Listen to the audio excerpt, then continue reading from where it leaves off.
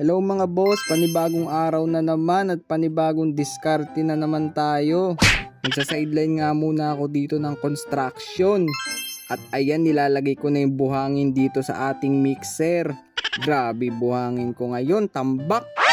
Pagkatapos ko nga pala mabistay dito yung mga buhangin at mailagay dito sa mixer, ay sinunod ko naman dito ilagay yung semento.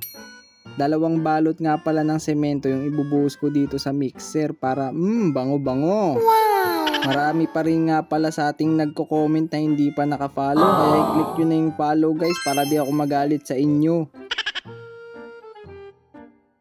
Pagkatapos ko nga pala ilagay dito yung 2 sako ng semento, ay isinunod ko naman itong 3 timba ng tubig para makapaghalo na tayo.